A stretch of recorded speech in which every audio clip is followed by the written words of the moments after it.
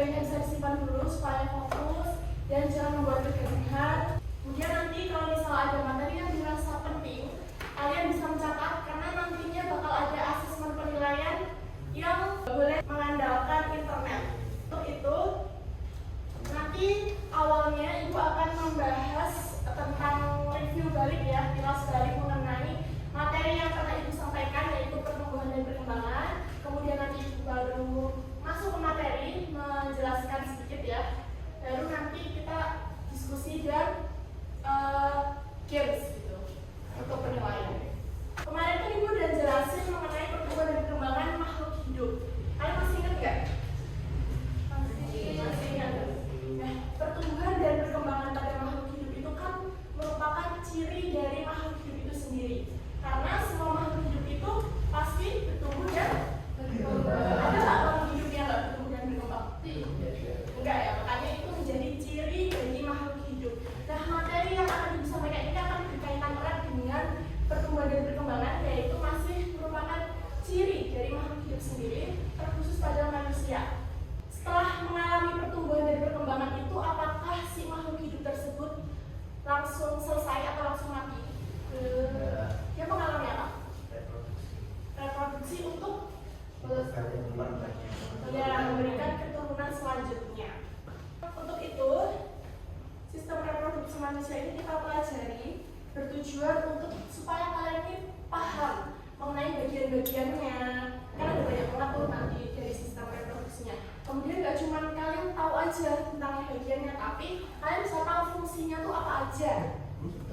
Nah, untuk pendahuluan, sistem reproduksi ini merupakan sistem organ yang bertanggung jawab atas proses reproduksi, yaitu pembentukan individu baru. Oke, jadi reproduksi sendiri itu apa? Kemampuan makhluk hidup untuk berkembang biak atau memberikan keturunan baru gitu ya. Nah, sistem reproduksi pada manusia ini itu jelas berbeda antara laki-laki dan perempuan. Ini kita lihat bareng-bareng ya. Jadi sistem reproduksi laki-laki ini bagiannya ada ini nih. Sebelum kita masuk ke bagian-bagiannya, Ibu mau tanya dulu. Sel kelamin pada laki-laki itu dinamakan dengan sperma. Nah, dari gambar di depan, kalian bisa lihat deh, bagian yang memproduksi sperma ini bagian mana? Namanya apa? Testis. Oke, good. Nah, jadi di testis ini dia akan membuat sperma ya. Di sini dia akan membuat sperma. Kemudian sperma yang dibuat itu dia itu dalam bentuk yang belum siap dipakai. Jadi masih belum bisa gerak lah gitu.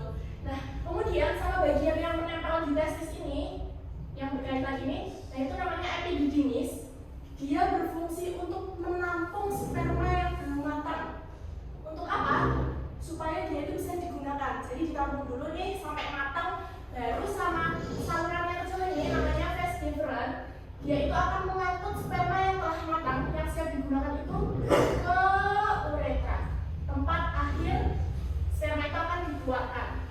Nah, sebelum sperma itu akan dikeluarkan, dia akan melalui 3 kelenjar di reproduksi laki-laki. Yang pertama itu ada kelenjar vesicula seminalis.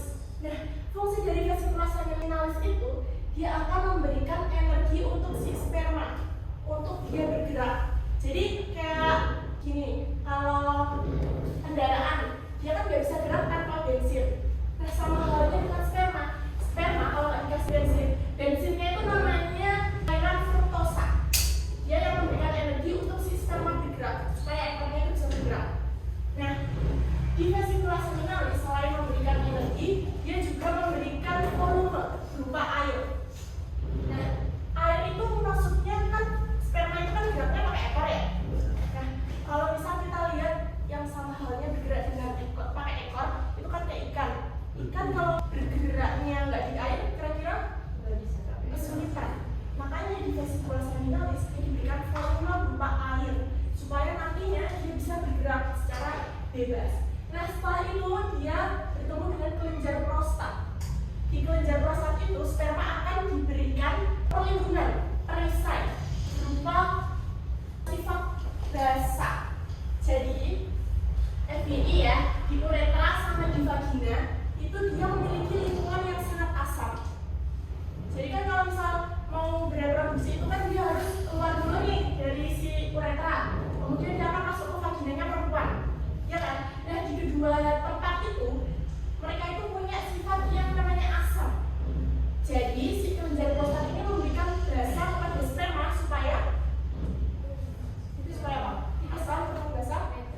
netral, supaya sperma ini tidak rusak. Karena sperma itu akan kalau misalnya di tempat yang asam dia akan rusak. Nah setelah itu, setelah diberikan perlindungan ya, dia jalan lagi nih ketemu sama dengan kelenjar Cooper. Nah kelenjar Cooper ini dia itu yang tugasnya buat bersihin jalan di sini sampai uretra, dia bersihin jalan dari sisa-sisa asam di urin. Jadi kan urin itu dia lewatnya ke sini nih, sama kan arusnya. Makanya dia bersihin sisa-sisa asam karena urin itu menghasilkan sifat yang namanya asam gitu. Nah setelah itu baru nih masuk ke uretra. Terus bagian luar dari sistem reproduksi namanya apa? Penis. Oke, good, lanjut. Nah ini penjelasannya ya, tadi udah dijelasin. Kemudian kita langsung aja masuk ke reproduksi perempuan. Oh iya, sorry, ada yang terlewat. Aku mau tanya dulu nih sama laki-laki. Reproduksi laki-laki itu dia bisa berfungsi ketika kalian apa? Saat apa? Pertama kali sperma itu berproduksi saat pubertas, ya kan? Oke, saat pubertas ya. Nah, beda dengan perempuan. Kalau perempuan ini tadi sel kelaminnya namanya sel telur. Oke, good. Nah, kalau perempuan itu dia punya sel kelamin berupa sel telur itu ketika dia masih janin di perut ibu. Dia udah punya nih sel induk, namanya oogenium. Nah, kemudian oogenium itu dia akan berkembang ketika janin itu dia udah lahir. Dia lahir menjadi oosit primer. Oosit primer itu dia akan melakukan pembelahan, tapi dia belum selesai, belum sempurna lah istilahnya. Di stop sampai dia itu ke masa pubertas. Baru dia akan melakukan proses pembelahan lagi yang dikembangkan menjadi oosit sekunder. Oosit sekunder itu atau ovum ya, itu diproduksinya di mana? Di ovarium. Jadi perempuan itu punya 2 kantung ovarium untuk memproduksi si sel telur. Nah, si sel telur ini oosit sekunder yang dia itu udah matang, namanya ovum ya. Dia itu bakal secara otomatis akan dilepaskan melalui sinyal-sinyal, nanti kita akan bahas, dari ovarium dilepaskan ke tuba fallopi ini. Di sini tuba fallopi dia akan dilepaskan. Nah, proses pelepasan tersebut dinamakan dengan ovulasi. Pernah dengar ya? Ovulasi. Nah, dia tuh bakal nunggu di sini, nunggu apa kira-kira? Dia nunggu di sini buat nunggu spermanya itu datang ke dia. Gitu.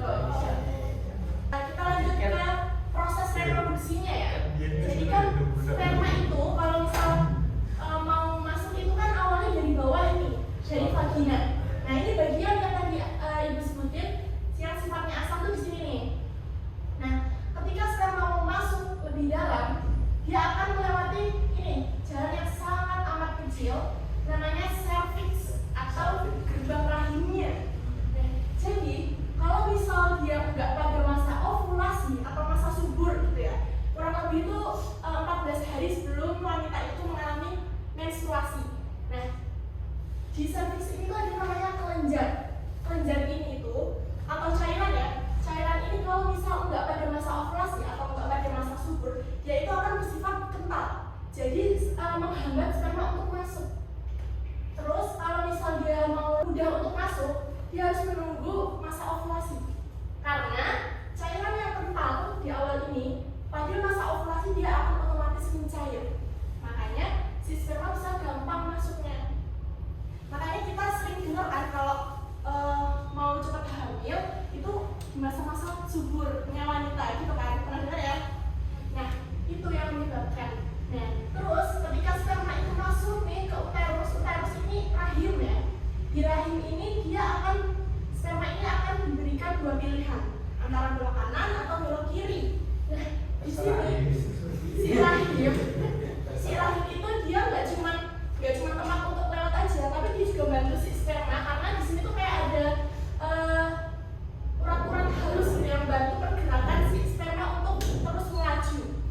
Nah, nanti ketika sperma itu masuk ya antara ke kanan atau ke kiri, dia akan melewati tuba fallopi ini, di gang ini. Di tuba fallopi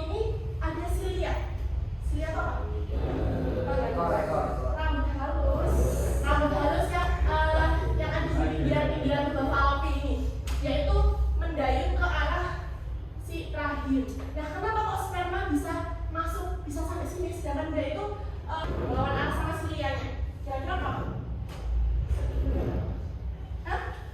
Bisa? Bisa bergerak sendiri karena dia punya bensin tadi, punya energi dari cairan fruktosa. Makanya dia bisa melewati sila-sila dan bertemu dengan si ovum yang menunggu di lubang Fallopi. Nah, ovum ini ketika dia berhasil dibuahi, itu proses, kalau berhasil itu prosesnya namanya fertilisasi. Nanti sperma dia akan masuk ke sel telur kan, ekornya akan lepas, jadi sperma nggak akan bisa bergerak. Nah, karena dari itu bukan berarti dia nggak bisa bergerak ke rahim untuk membentuk zigot dan janin, tapi dia bisa mengandalkan silia untuk mendayung dia ke arah rahim tersebut. Tapi pergerakan silia itu sangat amat lambat. Jadi kayak perkiraannya sekitar sehari 1 cm lah dia gerak. Makanya dia bisa sampai rahim itu sekitar 14 hari 2 mingguan. Kalau misal perempuan dia habis berhubungan seksual, nggak bisa tuh langsung taspek, langsung oh aku negatif berarti nggak berhasil. Bukan gitu, tapi tunggu dulu nih prosesnya, karena si ovum tadi yang berhasil dibuahi namanya zigot ya, yaitu akan bersihnya selama 14 hari. Nah, di rahim ini itu ada namanya lapisan yang membentuk rahim, namanya endometrium. Endometrium ini ya kalau misal dia tuh dapat sinyal nih, kalau misal si ovum ini berhasil dibuahi atau berhasil melakukan fertilisasi, dia itu akan memberikan sinyal untuk menebal dan membuat si rahim ini membesar gitu, untuk menampung si ovum yang berhasil dibuahi.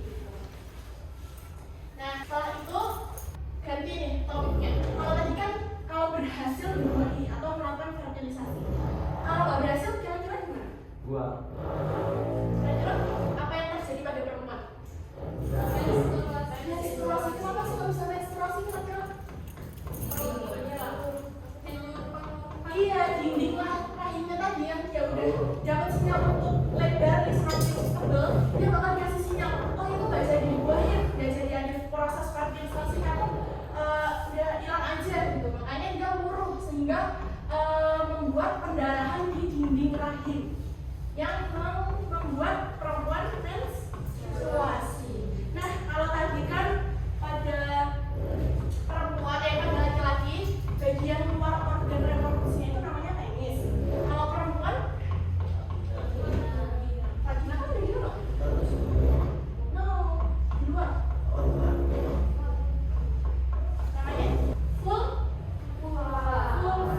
Bagian keluar dari sistem reproduksi perempuan. Oke, lanjut.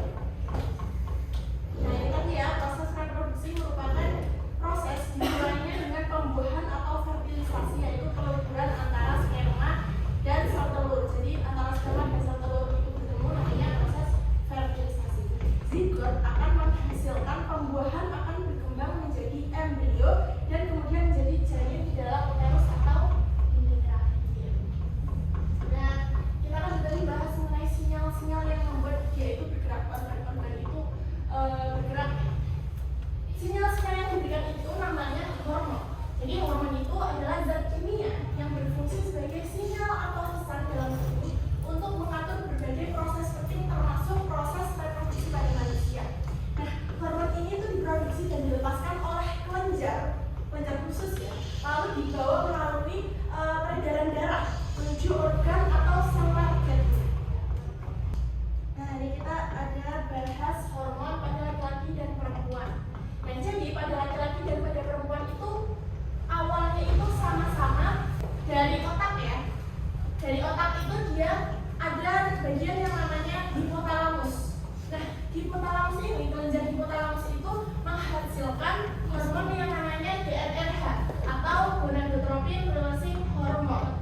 Nah, jadi GnRH itu dia akan memberikan sinyal kepada FSH, hormon FSH atau follicle stimulating hormone, dan LH atau luteinizing hormone untuk segera memproduksi. Kalau pada laki-laki, si GnRH ini dia akan memberikan sinyal ketika dia udah siap untuk masa-masa pubertas gitu ya.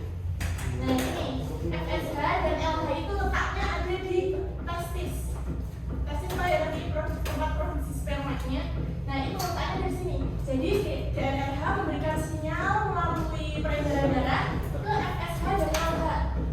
si hormon FSH ini itu untuk testis, ayo segera buat si spermanya. Nah kalau LH itu membuat hormon testosteron. Yang laki-laki tahu nggak hormon testosteron apa? Hormon testosteron itu hormon yang memicu perubahan fisik pada laki-laki.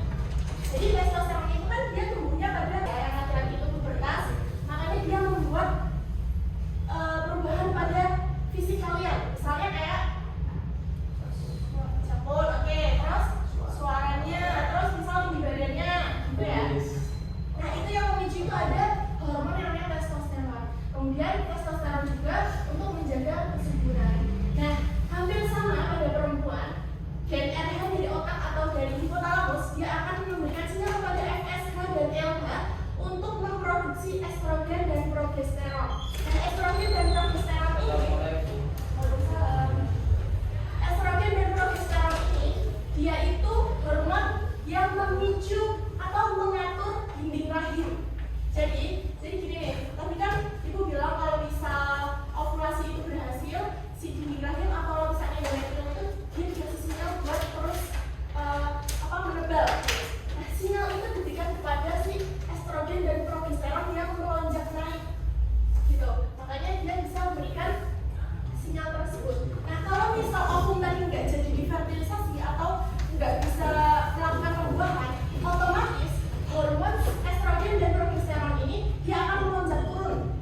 Nah pelonjakan turun itu adalah sinyal kepada si dinding rahim itu untuk segera turun, gitu. Makanya ketika turun hormon, perempuan akan mengalami menstruasi, gitu.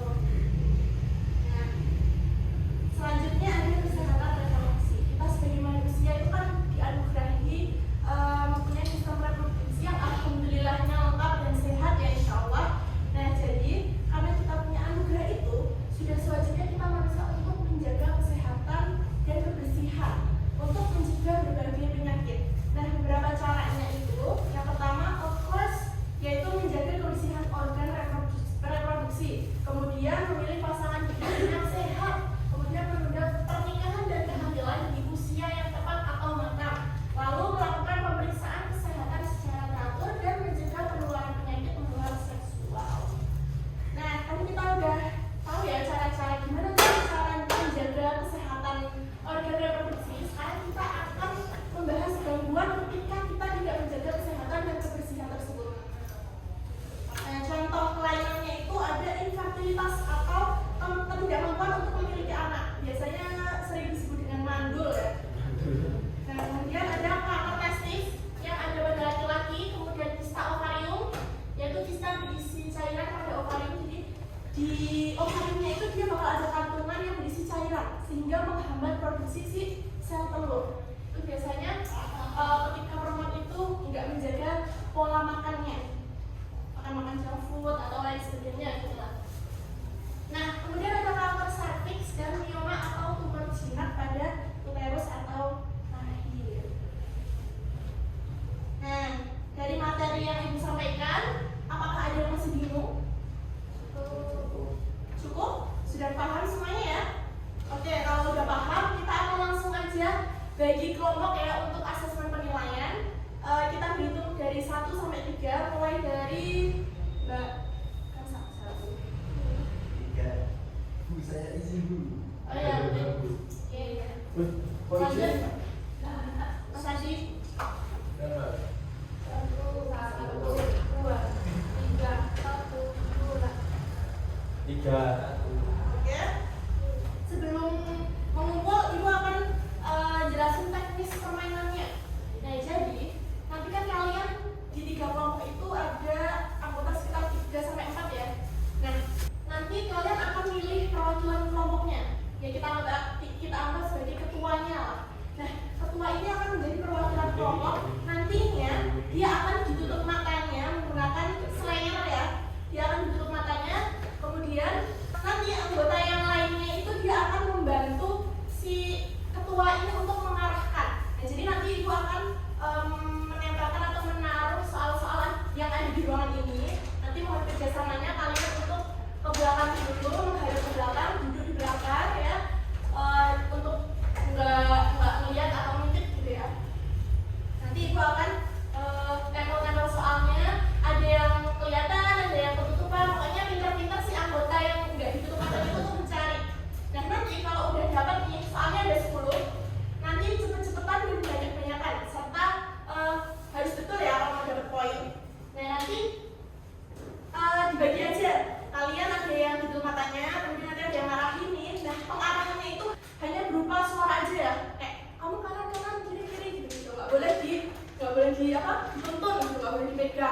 Nah, nanti yang satunya kalau misal si ketua ini udah dapat soalnya, yang lainnya tulis di papan tulis. Nah, kertas yang didapat itu ditempelin di samping jawaban kalian. Udah paham ya? Paham? Oke, langsung aja ke belakang. Atau kumpul dulu deh. Tentuin ketuanya siapa? Kelompok 1 ketuanya siapa? Abi. Tapi nomor 1. Abi. Nanti nomor 1. Oke. Saya sama coba nggak mau ini anak. Kan bisa apa bisa? Bisa apa? Kalau sampai kacamatanya kan udah nggak lihat. Apa sih? Kalau kedua siapa nomor 2? Mana? Lah, ya. Apa dia? Lah. Oke, bisa duduk di belakang ya. Resehan sebentar ada. HP-nya dikumpulin di depan aja, nanti takutnya kalau ini. Pencopetan. Gak boleh lihat HP ya. Sini taruh depan aja, taruh depan.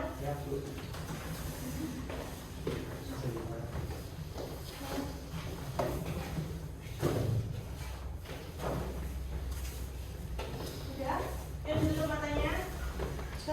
Oh, nunggu. Aduh salah. Aduh salah. Tangannya melihat. Nanti satu kelompok langsung didis. Merem aja merem. Oh, merem.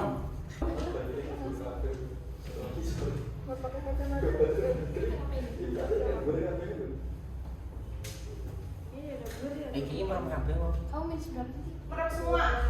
Merem Zara. Sekarang merem semua. Merem Adri. Adri mulutnya merem juga. Matanya mingkem. Salah ya?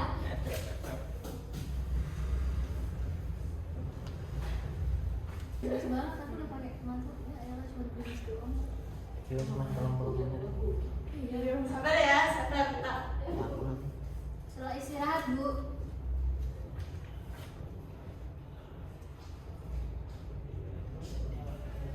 Oke, kalian semua bisa ada di sini. Ayo, ikut tonton saya. Gila ini, Bang. Jadi, Berdiri, Bu. Berdiri, Bu. nah itu tergantung kalian bisa ngarahin teman kalian atau enggak. Yang ditutup matanya kena. Ayo. Sudah geser gak sih? Enggak apa-apa. Ada suaranya.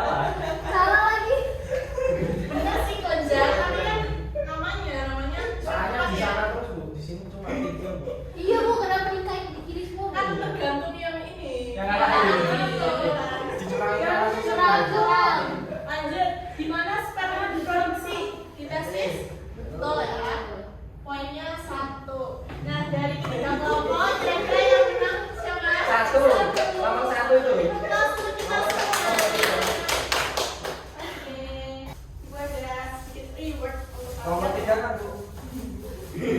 Bukan cuma kelompok satu aja, karena tadi cuma untuk seru-seruan aja. Jadi yang dapat reward ini kalian semua. Jadi bisa ambil ke depan langsung ya. Kecuali yang curang ya Bu? Iya, Nomor satu kurang ya? Iya, yang nomor satu sudah. semua ambil. Titik. Oh, nanti ini ada kata-kata. Itu juga kan dipegang. Oke. Kurang? Ini. Sama di tangan. Nah, oke, dari game yang kita pakai ini seru nggak kira-kira buat belajar? Seru. Jadi lebih paham nggak dari game tersebut? Jadi kalau punya bilang apa yang ada ya? Apa? Coba. Gedut sama Tiara nggak? Oke, kita baru ya setelah ini.